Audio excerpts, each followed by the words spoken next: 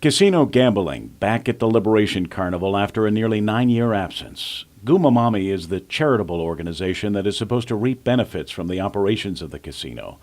But the investors who put up all the money and who are running the show at the Paseo are Sugo Kwang, a Jigo farmer who sells much of his produce to Payless, and Jason Rai, who owns a fishing company. Sinahanya Vice Mayor Robert Hoffman, who is also Gumamami president and overseeing the casino operation, says that the pair do not have gambling backgrounds. Do Rai and Sue have any experience with gambling? Are they have they run bingo or gambling operations? No, they haven't. It's basically that what they know. They've kind of assisted the consulting of people from Rhoda Tinian to help out in that sense. So training the dealers, training the card people here, and then you have people who are very experienced dealers in that sense of running, at home games with Pasoy with their family. So they brought down some CNMI expertise.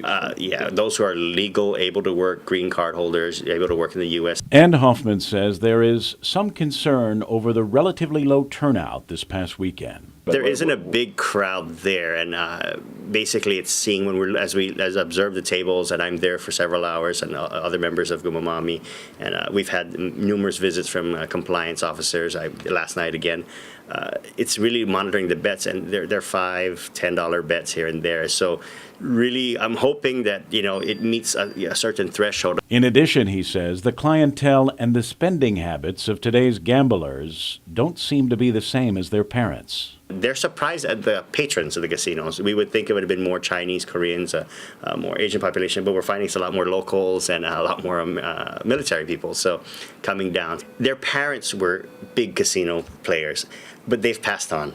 And they don't have the kind of money their parents did. So, I met somebody last night saying their dad would love to play blackjack, and he's an avid gambler. And then, he said that, his dad passed on and he doesn't have that kind of money. So he's like, I bet dollar times this guy would bet larger amounts. And, says Hoffman, Sue and Rai are disappointed with the curtailed hours on what they thought would be a 24/7 operation. They're facing the hard times to say, we wouldn't have bid that much if we've known we would only operate this many times. It's like saying, you're only allowed to open so much to sell so much. So are they asking for changes? No, they're not. They're trying their best. Sue and Rai not only have to recover the cost of the $300,000 they plunked down to win the bid, Hoffman estimates they've also shelled out nearly $200,000 more to build the gambling hut and hire and pay the staff for the 40-day carnival duration. So they got about $500,000? About $500,000 in there, and basically what Rev and Tax asks us is list all your expenses right now. So we have the list figures of this is what their expenses are,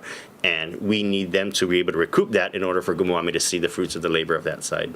So the casino gambling during the course of the Liberation Day Carnival has to reap in excess of $500,000 for there to be any payoff for Gumamami. That's right. Kevin Kerrigan, PNC News.